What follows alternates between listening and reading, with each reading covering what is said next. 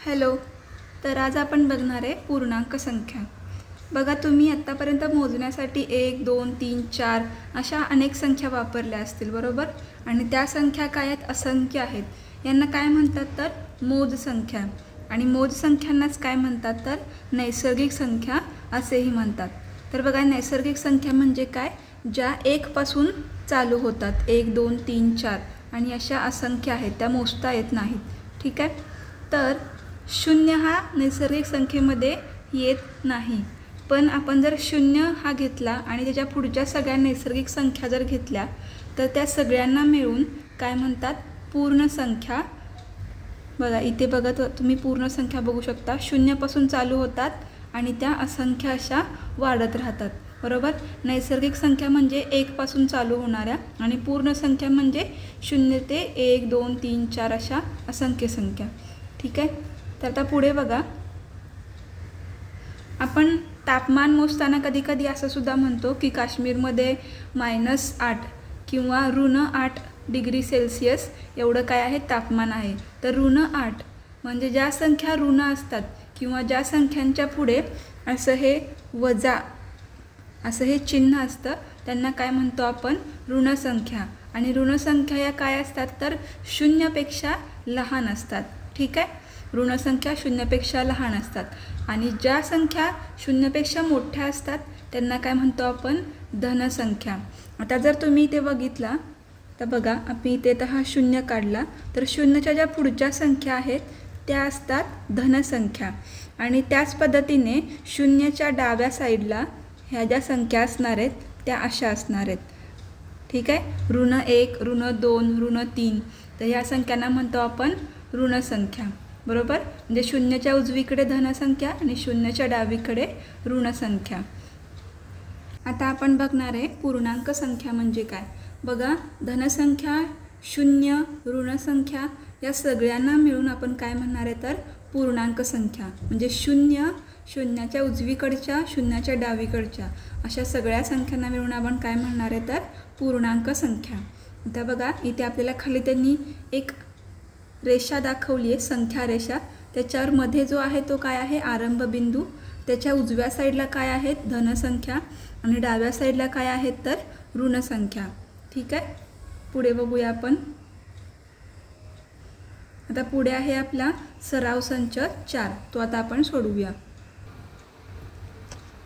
तर बघा, सराव संच 4 मधला पहिला प्रश्न काय आहे? खालील संख्यांचे ऋणसंख्या, धनसंख्या असे वर्गीकरण करा. तर आता मी ते दोन साईडला, एका साईडला ऋणसंख्या आणि एका साईडला धनसंख्या असे 2 भाग केलेले आहेत. आता आपण त्यांचे इथे वर्गीकरण करूया. बघा, पहिली संख्या काय आहे? इथे -5. मग -5 म्हणजे काय तर ऋणसंख्येमध्ये येणार, बरोबर. मग आपण ती इथे लिहून घेऊ. त्यानंतर आहे किती? -4. मग आपण इथे लिहून घेऊया -4. पुढे आहे बघा -2. म्हणजे ज्या ज्या तुम्हाला ऋण दिसत आहेत त्या तुम्ही ऋणसंख्येच्या बाजूला लिहून घ्या. त्यानंतर आहे फक्त 7. आता फक्त 7 दिले, त्याला धनाचं चिन्ह दिलेलं नाही. धनसंख्या कधी कधी फक्त संख्या लिहितात, त्याला कोणतंही चिन्ह देत नाहीत, पण त्यासुद्धा काय असतात? धनसंख्या असतात. परत एकदा -26.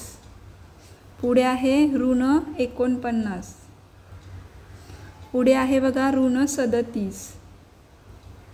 पुढे आहे फक्त 19 म्हणजे ही सुद्धा काय असणार आहे? धन. -25. नंतर आहे -8. पुढे आहे 5 म्हणजे ही सुद्धा धन असणार आहे. -4, -12 आणि शेवटची किती आहे? 27 म्हणजे ही सुद्धा काय असणार आहे? धनसंख्या. हा झाला आपला पहिला प्रश्न. आता आपण बघूया आपला दुसरा प्रश्न. तर बघा, दुसऱ्या प्रश्नात आपल्याला काय विचारले की खालील काही शहरांचे तापमान दिलेले आहे आणि आपल्याला काय करायचं आहे? त्यांचा चिन्हांचा उपयोग करून लेखन करायचं आहे. ठीक आहे. ह्या तक्त्यामध्ये आपल्याला स्थान दिलं आहे, म्हणजे कोणत्या स्थानाचं तापमान आहे आणि त्याचं तापमान दिलं आहे. तर पहिला दिलं आहे शिमला, लेह, दिल्ली आणि नागपूर. तर बघा, शिमल्याचं आपल्याला तापमान काय दिलं आहे 0 डिग्रीच्या किंवा 0 अंशाच्या खाली 7 अंश सेल्सिअस बरोबर. 0च्या खाली म्हणजे काय असतं तर ऋण संख्या असते बरोबर. म्हणजे हे जे 7 अंश आहे ते काय आहे ऋण आहे. मग आता आपण इथे शिमला लिहिले त्याच्या पुढे आपण लिहिणार आहे ऋण 7 अंश सेल्सिअस. आता मी इथे कळायसाठी बरोबर चिन्ह लिहिते. ठीक आहे. आता पुढे बघा लेह. तर बघा लेहचं तापमान किती आहे 0 अंशाच्या खाली 12 अंश सेल्सिअस. म्हणजे हे सुद्धा 0च्या खालचंच तापमान आहे. मग हे सुद्धा काय असणार आहे ऋण असणार आहे. ठीक आहे. ऋण 12 अंश सेल्सिअस. आता दिल्लीचं बघा 0च्या वर 22 अंश सेल्सिअस. म्हणजे 0च्या वरती आहे हे 0 अंशाच्या, त्यामुळे हे धन असणार आहे. मग दिल्लीचं काय येणार आहे तर धन 22 अंश सेल्सिअस. ठीक आहे. नागपूरचं बघा 0 अंशाच्या वर 31 अंश सेल्सिअस. म्हणजे हे सुद्धा 0च्या वर आहे. मग हे सुद्धा काय असणार आहे तर धन असणार आहे. धन 31 अंश सेल्सिअस. ठीक आहे. हा झाला दुसरा प्रश्न. आता आपण तिसरा बघूया. खालील उदाहरणातील संख्या चिन्हांचा उपयोग करून लिहा. बघा इथे त्यांनी शब्दात दिलं आहे, आपल्याला त्याच्यातल्या संख्या ज्या आहेत त्या चिन्हांचा उपयोग करून लिहायच्या आहेत. पहिला काय आहे एक पाणबुडी समुद्र सपाटीपासून 512 मीटर अंतर खोलीवर आहे. बघा पाणबुडी कुठे असते समुद्राच्या खाली असते बरोबर, आतमध्ये असते. आणि समुद्र सपाटी जर आपण घेतली तर ती म्हणजे काय असते 0 म्हणजे आरंभ बिंदू असतो. आणि समुद्र सपाटीपासून आपण खाली जाऊ तसं काय चालू होतात ऋण संख्या चालू होतात. आणि समुद्र सपाटीपासून जर आपण वर येत राहिलो तर धन संख्या चालू होतात. मग ही काय आहे समुद्र सपाटीपासून अंतर खोलीवर आहे. ठीक आहे. खोलीवर म्हणजे आतमध्ये आहे समुद्राच्या आतमध्ये. मग हे जे 512 असणार आहेत ते ऋण असणार आहेत. म्हणून आपल्या पहिल्या प्रश्नाचं उत्तर काय येणार आहे तर ऋण 512. लक्षात ठेवा समुद्राच्या खाली गेलो की ऋण, समुद्र सपाटीपासून वर गेलो तर धनसंख्या. दुसरा प्रश्न बघा. हिमालयातील सर्वात उंच शिखर माउंट एव्हरेस्टची उंची समुद्र सपाटीपासून 8848 मीटर आहे. आता हे शिखर आहे बरोबर, एव्हरेस्ट शिखर आहे. मग ते उंच आहे कुठं आहे समुद्र सपाटीपासून वरती आहे. मग आपण वर गेलो की धनसंख्या तयार होतात. म्हणून ही जी संख्या असणार आहे ती धन असणार आहे. आपल्याला चिन्हांचा पण इथे उपयोग करायचा आहे. तिसरा प्रश्न बघा. जमिनीपासून 120 मीटर अंतरावर उडणारा पतंग. आता पतंग तर वरच उडतो म्हणजे तो समुद्र सपाटीपासून वरतीच असणार. म्हणजे हे 120 काय असणार आहे तर धनसंख्या असणार आहे. तर शेवटचं बघा चौथा प्रश्न. भुयार जमिनीखाली 2 मीटर खोल आहे.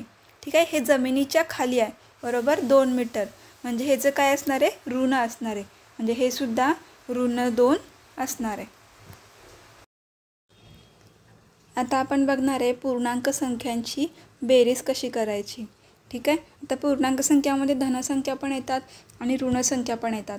तर बघा तुम्ही जर इथे पाहिलं इथे आपल्याला काही उदाहरणं दिले आहेत बरोबर. पहिलं उदाहरण बघा काय आहे इथे तर धन 5 अधिक धन 3. मग बरोबर किती येणार आहे तर धन 8. ठीक आहे. म्हणजे ह्या दोन्हीसुद्धा संख्यांचं जे चिन्ह होतं ते समान होतं बरोबर.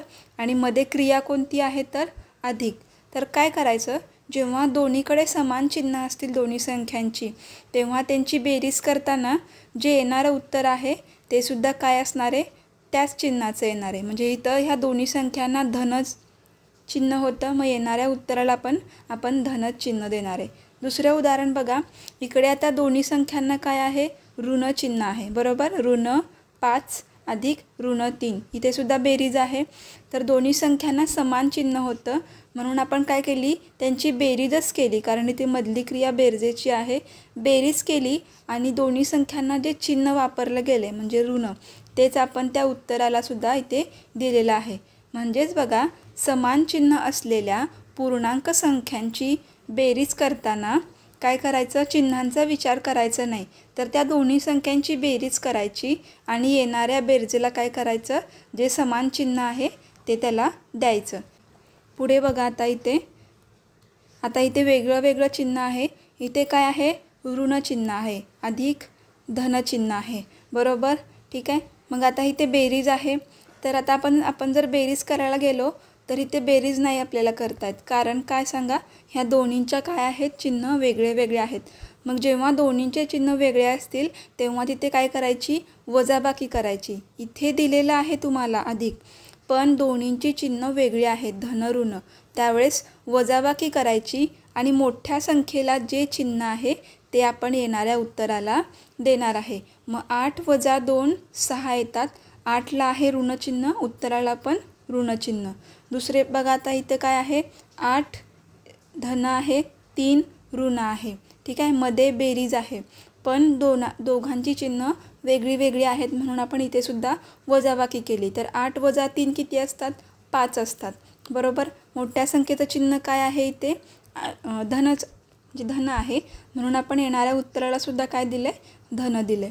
म्हणजेच बघा, भिन्न चिन्ह असलेल्या पूर्णांक संख्यांची बेरीज करताना चिन्हांचा विचार न करता मोठ्या संख्येतून लहान संख्या वजा करायची आणि येणाऱ्या वजाबाकीला मोठ्या संख्येचं चिन्ह द्यायचं आहे आपल्याला. तुम्हाला ते हळूहळू आता आपण जसे उदाहरणं सोडवत जाऊ तसं ते तुमच्या लक्षात येईल. तर बघा इथे काय सांगितलं आहे. पहिला काय आहे? सरळ संच 5. पहिला प्रश्न आहे बेरीज करा. ठीक आहे. वेगवेगळे चिन्ह आहेत, आपल्याला त्यांची इथे बेरीज करायची आहे. तर बघा, पहिल्यातला पहिला प्रश्न आपल्याला काय दिला आहे? तर 8 + 6. आता हे बघा, इथे दोन्हींची काय आहे? चिन्ह समान आहेत. जेव्हा समान चिन्ह असतील तेव्हा बेरीजच करायची आणि दोघांचे जे चिन्ह आहेत, दोघांचे चिन्ह कोणते आहेत? तर धन.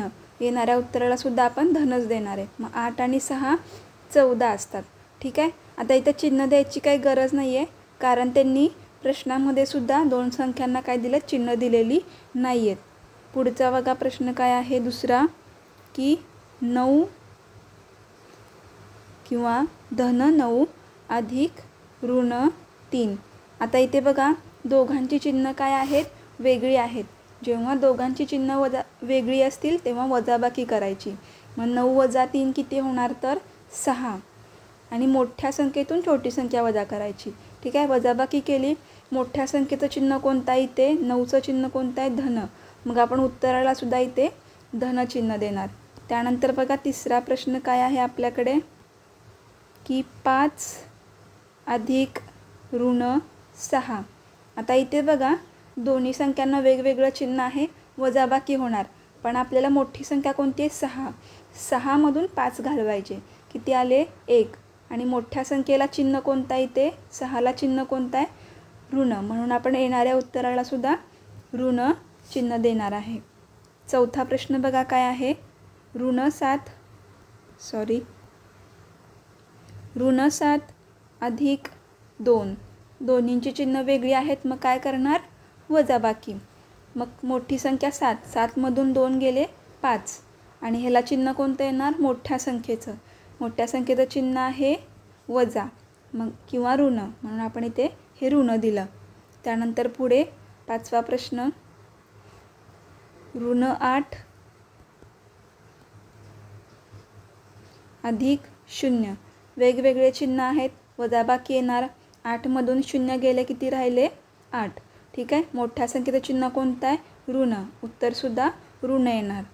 आता पुढचा शेवटचा प्रश्न 6वा बघा काय आहे, ऋण 5 अधिक ऋण 2. आता बघा इथे दोन्हींची चिन्ह काय आहेत? समान आहेत. समान चिन्ह असतील तेव्हा काय करायचं? बेरीज करायची. ठीक आहे. मग बेरीज किती येते? 5 आणि 2 7. आणि दोन्हींची जी चिन्ह आहेत समान चिन्ह तेच उत्तराला सुद्धा द्यायचं. म्हणजे उत्तर किती आले? तर ऋण 7. हा झाला आपला पहिला प्रश्न. तर आता आपण बघूया आपला दुसरा प्रश्न. इथे काय दिलं आहे की खालील सारणी पूर्ण करा. बघा, जर तुम्ही हा तक्ता बघितला तर याच्यामध्ये आपल्याला काय करायचं आहे, इथं कोणती क्रिया दिली आहे आपल्याला? तर अधिक. ठीक आहे. बेरजेची क्रिया दिली आहे, बरोबर. आणि इथे काही अंक दिलेत आपल्याला, जसे की ऋण 2 6 0 आणि हे ऋण 4. आणि आडव्या मांडणीमध्ये काय दिलेत? तर 8 4 ऋण 3 आणि ऋण 5. तर आता आपल्याला करताना काय करायचं आहे, पहिल्यांदा हे ऋण 2 घ्यायचे आणि त्यानंतर हे 8 घ्यायचे आणि यांच्यामध्ये कोणती क्रिया करायची तर बेरजेची, जसे की इथं केलेलं आहे. त्याच पद्धतीने त्यानंतर ऋण 2 अधिक हे 4 करायचे, ऋण 2 अधिक हे ऋण 3, ऋण 2 अधिक ऋण 5. या पद्धतीने ही सारणी आपल्याला काय करायचे पूर्ण करायचे. तर आता आपण ती सोडवायला घेऊया. तर बघा मी इथे ती सारणी लिहून घेतलेली आहे. आपल्याला पहिल्यांदा काय करायचं आहे, हे ऋण 2 अधिक 8 बरोबर इथे. तर ह्याचं उत्तर काय येणार बघा. दोन्ही संख्यांची चिन्ह काय आहेत वेगळी आहेत. पहिल्याचं आहे ऋण, दुसऱ्याचं आहे धन. जेव्हा दोन चिन्ह वेगळे वेगळे असतात तेव्हा आपण काय करतो वजाबाकी. तर 8 वजा 2 किती येणार, मोठ्या संख्येतून छोटी वजा होणार. 8 वजा 2 येतील 6 आणि त्याला चिन्ह द्यायचं आहे मोठ्या संख्येचं. मग 8चं चिन्ह कोणतं आहे धन. तर हे फक्त 6 असेच येणार किंवा तुम्ही ते धन लिहिलं तरी चालेल. आता पुढे बघा पुढच्या चौकटीमध्ये ऋण 2 अधिक हे 4. ठीक आहे. मग ह्यांची पण चिन्ह वेगळी वेगळी आहेत. इथे पण वजाबाकी होईल. मग 4मधून 2 गेले 2 राहणार आणि मोठ्या संख्येचं चिन्ह म्हणजे 4चं चिन्ह काय आहे तर धन. ह्याचं उत्तर फक्त 2 किंवा धन 2 लिहू शकता तुम्ही. तिसऱ्या चौकटीमध्ये बघा इथे की ऋण 2 अधिक हे आता ऋण 3 आहेत बरोबर. ऋण 2 अधिक ऋण 3. आता दोन्हीची चिन्ह काय आहेत समान आहेत. जर समान असेल तर ही जी मधली क्रिया दिली आहे कोणती दिली आहे बेरजेची, ती आपल्याला क्रिया करावी लागणार आहे म्हणजे बेरीज करावी लागणार आहे. मग 2 अधिक 3 किती असणार आहे 5. 5 लिहून घ्यायचे आणि दोन्ही अंकांना कोणतं चिन्ह आहे तर ऋणाचं. जे दोन्हींना असेल तेच आपल्याला चिन्ह उत्तराला सुद्धा द्यायचं आहे. ठीक आहे. कारण ह्या दोघांची चिन्ह काय होती तर सारखी होती म्हणून आपण इथे बेरीज केली. आता हे चौथ्या चौकटीमध्ये सुद्धा बघा ऋण 2 अधिक हे ऋण 5. दोघांची चिन्ह समान आहेत म्हणून आपण काय करणार आहे ते बेरीज करणार. मग 5 आणि 2 किती येणार 7 आणि दोघांचं चिन्ह कोणतं आहे तर ऋण म्हणून उत्तराला सुद्धा ऋण. आता खाली बघा 6च्या चौकटीमध्ये तर 6 अधिक हे पहिले 8. मग 8 आणि 6 किती येतात तर 14. ठीक आहे. दुसऱ्या चौकटीमध्ये बघा 6 अधिक 4 हे तुम्हाला माहितीच आहे त्यामुळे ह्याच्यामध्ये काय सोपं आहे. हे 6 अधिक 4 किती येतात तर 10. पुढे बघा आता 6 अधिक हे वरचे ऋण 3. दोघांचे चिन्ह वेगळे आहेत त्यामुळे वजाबाकी होणार. 6 वजा 3 किती येणार 3 आणि मोठ्या संख्येचं म्हणजे 6चं चिन्ह कोणतं आहे तर धन. मग इथे धन 3. पुढे बघा 6 अधिक हे वरचे ऋण 5. दोघांचे चिन्ह वेगळे आहेत मग वजाबाकी होणार. वजाबाकी किती येणार 6 वजा 5 1. मोठ्या संख्येचं चिन्ह 6चं काय आहे धन. ठीक आहे. पुढे बघा 0 आणि हे पहिले 8. 0 अधिक 8 किती असतात 8. त्यानंतर 0 अधिक हे वरचे 4 येणार. पुढे बघा 0 अधिक हे ऋण 3. तर आता दोघांची चिन्ह वेगळी आहेत मग वजाबाकी होईल बरोबर. मग 3 वजा 0 किती येतात 3च येतात. पण मोठ्या संख्येचं चिन्ह काय आहे ते आता वजा म्हणून उत्तराला सुद्धा वजा चिन्ह येईल. पुढे बघा 0 अधिक हे वरचे ऋण 5. तर दोघांची वजाबाकी होणार कारण चिन्ह वेगळे आहेत. मग 5मधून 0 गेले काय येणार आहे 5 आणि मोठ्या संख्येचं चिन्ह आहे ऋण म्हणून आपण इथे उत्तराला सुद्धा ऋण देणार आहे. शेवटचं बघा ऋण 4. आपल्याला काय मिळवायचे त्याच्यामध्ये हे पहिले 8. मग ऋण 4 अधिक 8. आता परत सांगा काय होईल इथे दोघांची चिन्ह वेगळी असल्यामुळे वजाबाकी होणार. वजाबाकी किती येईल 8 वजा 4 4. मोठ्या संख्येचं चिन्ह धन. पुढे बघा हे ऋण 4 अधिक हे वरचे 4. ऋण 4 अधिक 4. दोघांचे काय आहेत चिन्ह वेगळे वेगळे आहेत ऋण आणि धन मग वजाबाकी होईल. 4 वजा 4 किती येणार 0 बरोबर. मग आपण इथे 0 लिहिणार. आता इथे चिन्ह द्यायची काही गरज नाही आहे कारण काय झालं इथे दोन्ही संख्या समान आहेत. पुढे बघा वजा 4 किंवा ऋण 4 अधिक हे वरचे ऋण 3. दोघांची चिन्ह समान आहेत बरोबर ऋण ऋण. मग काय होणार इथे जी मधली क्रिया दिली आहे ती होईल म्हणजे काय होईल बेरजेची क्रिया होईल. मग 4 अधिक 3 किती असतात 7 आणि दोघांचे जे समान चिन्ह कोणतं आहे ऋण म्हणून उत्तराला सुद्धा ऋण चिन्ह येईल. आता पुढे बघा हे ऋण 4 आणि हे ऋण 5 यांची आपल्याला बेरीज करायची. चिन्ह समान आहेत मग बेरीजच होणार. 4 आणि 5 9 आणि दोघांचं चिन्ह कोणतं आहे ऋण. बघा या सारणीवरून तुमच्या काय लक्षात येतं आहे, जर चिन्ह वेगळी असतील दोन संख्यांची तर त्यांची वजाबाकी करायची आणि त्याला मोठ्या संख्येचं चिन्ह द्यायचं, बरोबर. आणि जर चिन्ह समान असतील दोन्ही संख्यांची तर काय करायची, बेरीजच करायची आणि जे चिन्ह असेल दोन्ही संख्यांना ते चिन्ह उत्तराला सुद्धा द्यायचं आहे. आता पुढे बघा आपण बघणार आहे विरुद्ध संख्या. विरुद्ध संख्या म्हणजे काय, आता बघा इकडे ह्या साईडला काय आहे आपला ऋण 1, पण ह्या साईडला काय आहे धन 1. ठीक आहे. शून्यापासून समान अंतरावर काय असतात, विरुद्ध संख्या असतात. इकडं धन 1 आहे, इकडं ऋण 1 आहे, परत इकडे धन 2 आहे, इकडे काय आहे ऋण 2 आहे. म्हणजेच काय, विरुद्ध संख्या या शून्यापासून सारख्याच अंतरावर आणि विरुद्ध दिशेला असतात, बरोबर. ह्या उजव्या साईडला आहेत धनसंख्या म्हणजे ही धन 3 आणि डाव्या साईडला समान अंतरावर काय आहे तर ऋण 3, बरोबर. शून्यापासून सारख्याच अंतरावर आणि विरुद्ध दिशेला विरुद्ध संख्या असतात. पुढे बघा आता इथे जर तुम्ही हे उदाहरण बघितलं तर काय आहे बघा, ऋण 5 अधिक धन 5 यांची आपण जर बेरीज केली, बघा इथे ऋण 5 आणि हे धन 5, आपण मगाशी सारणीमध्ये सुद्धा हे बघितलं. दोन्ही संख्यांची चिन्ह काय आहेत, वेगवेगळी आहेत. ह्याचं ऋण आहे धन आहे. मग जर वेगळी वेगळी असेल तर आपण वजाबाकी करतो, 5 वजा 5 0 येईल, बरोबर. म्हणजेच काय, दोन विरुद्ध संख्यांची बेरीज काय असते, नेहमी 0 असते. ठीक आहे, हे तुम्ही लक्षात ठेवा. आता बघा आपण आपला सराव संच 6 सोडवूया. याच्यामध्ये पहिला प्रश्न काय दिला आहे की खालील संख्यांच्या विरुद्ध संख्या लिहा. विरुद्ध संख्या म्हणजे काय, धन असेल तर त्याला ऋण लिहायची, ऋण असेल तर त्याला धन लिहायची. तर बघा इथे पहिलं काय दिलं आहे 47, ह्याला चिन्ह दिलेलं नाही आहे. मग जेव्हा धनसंख्या लिहितो तेव्हा त्याला आपण चिन्ह देऊ शकतो किंवा नाही दिलं तरी चालतं. म्हणजेच ही काय धन आहे. ची विरुद्ध संख्या काय येईल बघा, तर ऋण 47, बरोबर. ठीक आहे. पर पुढे बघा धन 52, मग याची विरुद्ध काय येणार ऋण 52. पुढे बघा ऋण 33, मग याची विरुद्ध काय येईल तर धन 33. ह्याला तुम्ही चिन्ह दिलं तरी चालेल. पुढे बघा ऋण 84, काय येणार धन 84. ऋण 21ची धन 21. पुढे बघा धन 16ची ऋण 16. ऋण 26ची धन 26 आणि इथे फक्त 80 दिलं आहे, मग याची काय येणार ऋण 80. ठीक आहे, हा झाला आपला सराव संच 6. आता पुढे बघा काय विचारलं त्यांनी, पूर्णांक संख्यांचा लहान मोठेपणा कसा ठरवायचा.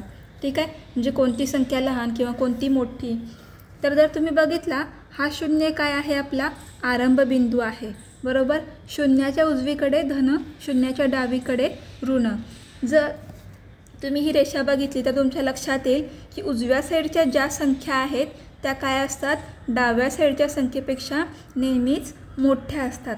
कारण का बघा, जेव्हा आपण एखाद्या संख्येमध्ये 1 मिळवतो किंवा त्याच्यामध्ये बेरीज करतो 1ची, तेव्हा आपल्याला 1ने जास्त अशी मोठी संख्या मिळते. मग जर तुम्ही ऋण संख्येमध्ये 1 मिळवला तर काय मिळते इथे ऋण 3. म्हणजेच काय ऋण 4पेक्षा मोठं कोण आहे तर ऋण 3. ह्या रेषेवर जर तुम्ही बघितलं तर ही ऋण 3 काय आहे ऋण 4च्या उजवीकडे आहे, बरोबर.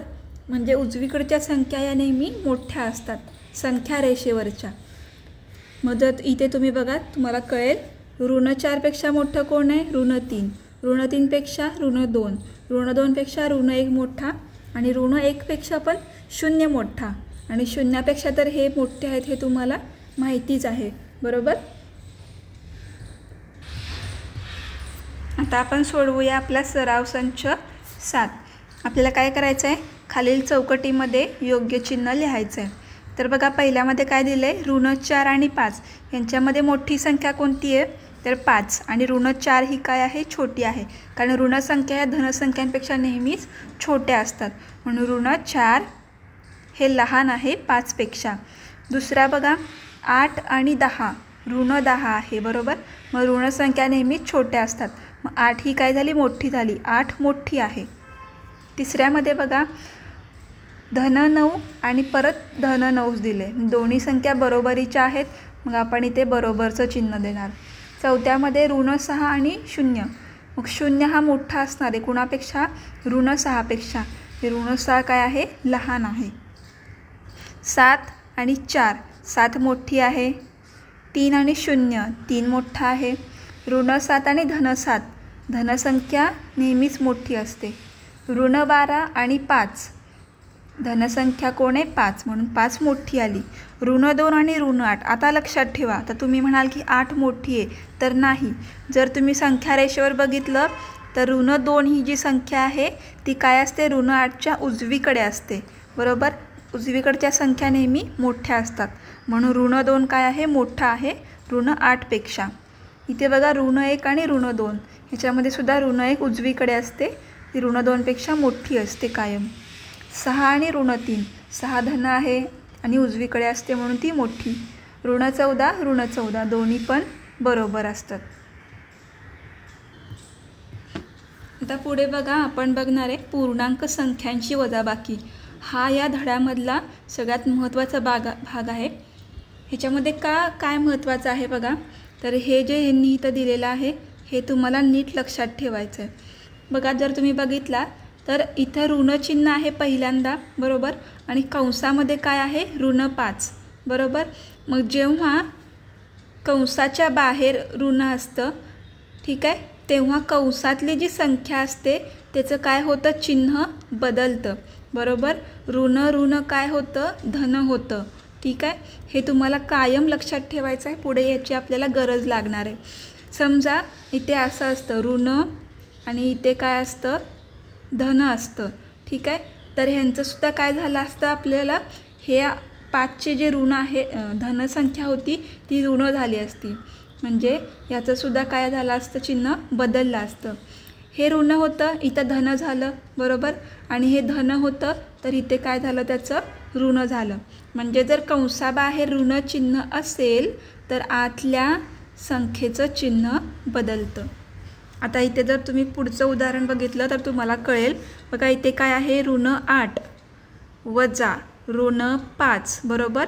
मग इथं काय झालं? ऋण 8 हे आहे असे राहिले आणि हे वजा वजा किंवा ऋण ऋण काय झाले? ह्याचे अधिक झाले किंवा त्याचं चिन्ह धन झालं, बरोबर. मग आता हे वेगवेगळे असल्यामुळे, चिन्ह वेगळे असल्यामुळे ह्यांची झाली वजाबाकी. 8 वजा 5 किती येणार? 3. आणि मोठ्या संख्येचं चिन्ह काय आहे? वजा किंवा ऋण, म्हणून उत्तराला सुद्धा काय आहे? ऋण, ठीक आहे. आता इथे पण बघा, ही बेरीज आहे, मगाशी आपण बघितलेली आहे. 8 अधिक ऋण 5, चिन्ह वेगळी असल्यामुळे काय होणार आहे? वजाबाकी. 8 वजा 5 3, मोठ्या संख्येचं चिन्ह काय आहे इथे? धन, म्हणून 3 हे धन आले. तर सराव संच सोडवायच्या आधी तुम्ही हे उदाहरण लक्षात घ्या. पहिलं उदाहरण बघा, ऋण 9 वजा ऋण 4. आता आपल्याला वजाबाकी करायची आहे, बरोबर. मग हे ऋण 9 आहे असेच राहिले इथे. त्यानंतर हे ऋण ऋण काय झाले? धन झाले किंवा वजा वजा काय झाली? त्यांची अधिक हे चिन्ह होतं. मी तुम्हाला म्हटलं कंसातल्या ह्याचं काय होतं? चिन्ह बदलतं, ठीक आहे. मग इथं झालं किती? अधिक 4. मग ह्या दोघींची झाली वजाबाकी, कारण चिन्ह वेगळी आहेत. वजाबाकी किती आली? तर ऋण 5. मग ऋण 5 का दिले? कारण ह्या मोठ्या संख्येला ऋण चिन्ह आहे. पुढे बघा, हे ऋण 4 वजा ऋण 9. आता इथं पण काय होणार? ऋण ऋण इथं काय होणार? धन होणार. मग ऋण 4 अधिक 9, उत्तर किती येणार? 5, कारण ह्यांची झाली वजाबाकी. मोठ्या संख्येचं चिन्ह धन आहे म्हणून धन 5. पुढे बघा, धन 9 वजा धन 4. आता इथे काय होईल? हे काय आहे? वजा, आणि हे काय आहे? अधिक. अधिक वजा काय होतं? वजा होतं, म्हणून हे अधिक 9 आहे असेच राहिले आणि ह्या दोघांच्या चिन्हांचं झालं वजा, म्हणून अधिक वजा वजा 9 वजा 4 झाले. दोघांची वजाबाकी केली, मोठ्या संख्येचं चिन्ह दिलं. इथे बघा, परत हे धन 9 आहे असे लिहिले आणि हे वजा वजाचे काय झाले? अधिक, ठीक आहे. मग या दोघांची काय झाली? परत एकदा बेरीज झाली. बेरीज लिहिली आणि दोघांचं चिन्ह कोणतं आहे किंवा मोठ्या संख्येचं चिन्ह कोणतं आहे ते आपण दिलेलं आहे, ठीक आहे. तिला चिन्ह अधिक. फक्त लक्षात ठेवा, कंसाबाहेर वजा असेल, आतमध्ये अधिक असेल तर त्यांची होते वजाबाकी, आणि कंसाबाहेर वजा असेल आणि आतमध्ये जर वजा असेल चिन्ह तर दोघांची परत मधली क्रिया काय होणार आहे? वजा वजा अधिक. हे लक्षात ठेवलं की तुम्हाला सराव संच 8 सोडवता येईल। आता आपण सोडवूया आपला सराव संच 8। तर बघा, उभ्या स्तंभातील संख्यांमधून आडव्या स्तंभातील संख्या वजा करा आणि चौकटीमध्ये योग्य संख्या लिहा। बरोबर आहे, म्हणजे ह्या 3 मधून हे 6 वजा होणार, तर उत्तर किती आले बघा, 3 वजा 6 बरोबर -3, कारण दोघांचे चिन्ह काय आहेत, वेगळी आहेत, म्हणून वजाबाकी झाली आणि मोठ्या संख्येचं ह्याला चिन्ह दिलं। पुढे काय होईल, ह्या 8 मधून हे 6 वजा करायचे, म्हणजे 8 वजा 6 हे आपलं नेहमीचंच उदाहरण आहे। 8 मधून 6 गेले किती येणार आहे, 2। पुढे बघा, हे -3 आणि वजा 6। आता इथे जर तुम्ही बघितलं, दोघांचे चिन्ह काय झालीत, ऋण झालीत, बरोबर, -3 आणि -6। जर तुम्ही असं लिहिलं तर तुम्हाला कळेल की जर चिन्ह समान असतील तर आपण काय करतो, बेरीज करतो, बरोबर। 6 आणि 3 9 झाले आणि दोघांचं चिन्ह कोणतं आहे, ऋण, उत्तराला सुद्धा ऋण येणार, मग याचं उत्तर काय येणार, -9। ठीक आहे। पुढे बघा, -2 आणि -6, इथे सुद्धा काय होणार, चिन्ह समान आहेत, मग परत बेरीज होणार, 6 आणि 2 8 आणि दोघांचं चिन्ह समान असल्यामुळे ह्याला सुद्धा ऋण असं लिहिणार आपण। तर पुढे बघा, आता हे 3 वजा, आता हे 9 करायचे आहेत, बरोबर। आता ह्या प्रत्येक संख्येमधून आपल्याला 9 वजा करायचे आहेत, म्हणजे 3 वजा 9 किती येणार, दोघांची चिन्ह वेगळी असल्यामुळे वजाबाकीच होईल, 9 वजा 3 6, मोठ्या संख्येचं चिन्ह वजा, म्हणून इथे काय उत्तर येणार आहे, तर वजा। आता परत 8 मधून हे 9 घालवायचे, 8 वजा 9 किती येणार, वेगळी चिन्ह असल्यामुळे वजाबाकी होईल, 9तून 8 गेला 1, मोठ्या संख्येचं चिन्ह वजा। पुढे बघा, आता ह्या -3 मधून आपल्याला 9 घालवायचे आहेत, -3 वजा 9, दोघांची चिन्ह काय आहेत, समान आहेत, ऋण, मग काय होणार, इथे बेरीज होणार, 9 आणि 3 काय होईल, 12, दोघांचं चिन्ह काय आहे, ऋण, उत्तराला सुद्धा ऋण चिन्ह येणार। पुढे बघा, आता -2 मधून आपल्याला हे 9 घालवायचे आहेत, -2 वजा 9, दोघांची चिन्ह समान झालीत, बेरीज करायची, 9 आणि 2 11, दोघांचं चिन्ह कोणतं आहे, ऋण, म्हणून उत्तराला सुद्धा ऋण। आता पुढचं सोडवूया आपण, पुढची चौकट। आता बघा, ह्या सगळ्या संख्येमधून आपल्याला हे -4 काय करायचे आहेत, वजा करायचे आहेत, म्हणजे 3 वजा हे -4, मग याचं कसं सोडवणार आहे तुम्ही, तर 3, आणि मगाशी मी सांगितल्याप्रमाणे जेव्हा ह्या कंसाच्या बाहेर वजा चिन्ह असतं तेव्हा ह्याचं चिन्ह काय होतं, बदलतं, हे ऋण काय होतं, धन होतं, म्हणजे इथे काय होणार, 3 अधिक 4 किती असतात, 7, उत्तर किती येणार आहे, 7, दोघांचं चिन्ह धनाचं आहे, म्हणून उत्तरसुद्धा धनामध्ये। आता 8 मधून घालवायचे आहेत, 8 वजा -4, इथे पण परत तसंच होईल, 8 आणि हे ऋण काय होणार आहे, धन 4, 8 आणि 4 12। पुढे बघा, -3 वजा -4, याचं काय होईल सांगा, -3 आहे अशीच राहतील, पण हे ऋण काय होणार, परत धन होणार, 4 हे इथे, आता दोघांची चिन्ह वेगळी आहेत, वजाबाकी होईल, 4तून 3 गेला किती राहिलं, 1 राहिला, मोठ्या संख्येचं चिन्ह काय आहे, धन, म्हणून उत्तर काय येणार, धन 1।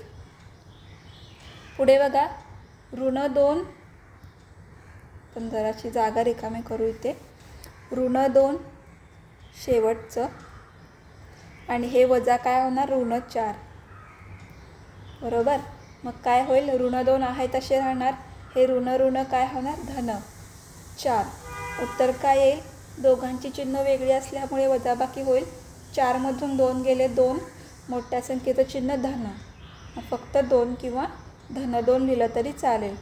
आता पुढे आपल्याला काय करायचं आहे, प्रत्येक संख्येमधून काय करायचं आहे, हा जो -5 आहे तो वजा करायचा आहे, बरोबर, मग या 3 मधून हे -5 करायचे वजा, तर 3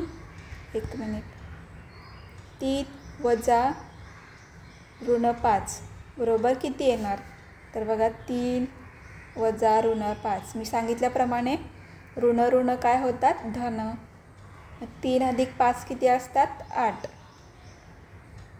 बरोबर. पुढे बघा आता हे 8चं ह्यांनी केलेलंच आहे. आता आपण ऋण 3चं करूया. ऋण 3 वजा ऋण 5. ऋण 3 वजा ऋण 5 काय होणार बघा. ऋण 3 आहे असेच राहतील. ऋण ऋण धन 5. दोघांची चिन्ह वेगळी वेगळी आहेत. वजाबाकी होणार. 5 वजा 3 2. मोठ्या संख्येचं चिन्ह धन आहे. पुढे बघा हे ऋण 2 वजा वरचे ऋण 5. ऋण 2 आहे असेच राहतील. हे ऋण ऋण धन झाले. आता बघा दोघांची चिन्ह वेगळी वेगळी आहेत. मग काय होईल वजाबाकी. 5 वजा 2 3 आणि मोठ्या संख्येचं चिन्ह धन आहे. आपण इथे लिहून घेऊया ऋण 2 वजा ऋण 5 बरोबर उत्तर किती आले आपलं 3. ठीक आहे. आता पुढची चौकट करूया आपण. तर बघा पुढच्या चौकटीमध्ये 0 आहे. आपल्याला प्रत्येक संख्येमधून आता 0 घालवायचं आहे. तर 3 वजा 0 बरोबर किती येणार 3च येणार. त्यानंतर 8 वजा 0 किती येणार 8च येणार. पुढे काय येईल हे आता ऋण 3. ऋण 3 वजा 0. तर बघा दोघांची चिन्ह सारखी आहेत. बेरीज होईल. 3 अधिक 0 3 आणि दोघांचं काय आहे चिन्ह समान असल्यामुळे उत्तरसुद्धा ऋणमध्ये येईल. माहिती उत्तर येणार ऋण 3. पुढे आता ऋण 2 वजा 0. दोघांचे चिन्ह समान. बेरीज होणार. 2 अधिक 0 2 आणि दोघांचं चिन्ह जे असेल ते उत्तराला येईल. आता पुढची चौकट बघू काय आहे बघा. 3 मधून आता आपल्याला काय घालवायचे आहेत हे धन 7. 3 वजा हे धन 7. आता मी सांगितल्याप्रमाणे कसं होईल जेव्हा बाहेर ऋण असतं तेव्हा काय होणार हे ऋण धन ऋण होतं. बरोबर. जर इथं पण ऋण असतं तर काय झालं असतं ऋण ऋण धन झालं असतं. पण हे वेगळं वेगळं असल्यामुळे इथं वजाबाकी होईल. 3 अधिक 7 होणार. बरोबर काय येईल 3. आता हे चिन्ह वेगळी वेगळी झाली. ह्याचं धन आहे ह्याचं ऋण आहे. वजाबाकी होणार. 7 वजा 3 4. मोठ्या संख्येचं चिन्ह कोणतं आहे ऋण. उत्तर काय येणार ऋण 4. पुढे बघा 8 वजा हे धन 7. इथे पण काय होणार 8 आणि हे ऋण धन काय होणार ऋण 7. ठीक आहे. 8 वजा 7 किती असतो 1. पुढे बघूया बघा आता हे ऋण 3 वजा वरचे धन 7. ऋण 3 आहे असेच राहतील. पण हे ऋण धन ऋण किंवा वजा अधिक वजा 7. आता दोघांची चिन्ह काय आहेत समान आहेत. बेरीज होणार. 7 आणि 3 10. दोघांची चिन्ह समान असल्यामुळे उत्तराला सुद्धा ऋण येणार. शेवट बघा ऋण 2 वजा धन 7. वजा 2 आहेत असे आणि हे वजा अधिक काय होणार वजा. दोघांचे चिन्ह समान असल्यामुळे बेरीज 7 आणि 2 9. दोघांचं चिन्ह ऋण उत्तराला पण ऋण. ठीक आहे. पुढची चौकट बघू आपण. सगळ्या संख्येमधून आता आपल्याला ऋण 8 वजा करायचे आहेत. तर 3 वजा ऋण 8. तर बघा इथे पण परत असंच होईल. 3 ऋण ऋण धन होणार. 8 आहे असेच. 3 अधिक 8 काय असतात 11. दोघांचे चिन्ह समान आहेत. आता 8 हे वजा हे ऋण 8. ठीक आहे. आता यांचं बघू काय होतं आहे. तर 8 हे ऋण ऋण धन 8. 8 आणि 8 16. मी ते उत्तर लिहायचं राहिले. ठीक आहे. पुढे बघा आता हे ऋण 3 वजा ऋण 8 काय होणार ऋण 3 आणि हे ऋण ऋण धन 8. दोघांची चिन्ह वेगळी आहेत. वजाबाकी होणार. 8 वजा 3 5. मोठ्या संख्येचं चिन्ह धनच आहे. तर पुढे बघा हे ऋण 2 आणि हे ऋण 8 यांची वजाबाकी काय येईल ऋण 2 आणि हे ऋण ऋण धन 8. आता बघा दोघांची चिन्ह वेगळी असल्यामुळे वजाबाकी होईल. 8 वजा 2 किती असतात 6. मोठ्या संख्येचं चिन्ह धनच आहे. आता आपली फक्त शेवटची चौकट राहिलेली आहे. आता काय करायचं आहे, प्रत्येक संख्येमधून ऋण 3 वजा करायचे आहेत, बरोबर. मग पहिली संख्या 3 आहे, 3 वजा ऋण 3. आता तुम्ही सांगा काय येईल. हे ऋण असल्यामुळे काय होणार आहे, धन. 3 अधिक 3 किती होणार, 6. उत्तर येणार 6. त्यानंतर हे 8 वजा हे ऋण 3 किती येणार, 8. आणि हे ऋण परत धन होणार 3. 8 आणि 3 11. हे ऋण 3 वजा इकडचे पण ऋण 3. हे जरा नीट लक्ष द्या. आता हे ऋण 3 आहेत आणि ऋण धन झाले 3. बघा मगाशी आपण बघितल्याप्रमाणे जेव्हा दोन विरुद्ध संख्यांची बेरीज होते तेव्हा उत्तर काय असतं, 0 असतं. आणि जर तुम्हाला हे तुम्ही बघितलं दोन्ही संख्यांची वेगळी असल्यामुळे चिन्ह वेगळी असल्यामुळे वजाबाकी होणार. 3 वजा 3 0 आले. आणि शेवटचं काय येईल, तर ऋण 2 वजा ऋण 3 काय होईल, ऋण 2 ऋण धन झाले. ठीक आहे, दोघांची चिन्ह वेगळी आहेत, वजाबाकी होईल. 3 वजा 2 1, मोठ्या संख्येचं चिन्ह धनच आहे. तर अशा पद्धतीने ही आपली सारणी पूर्ण झालेली आहे आणि आपला सराव संच 8 जो आहे तो संपलेला आहे.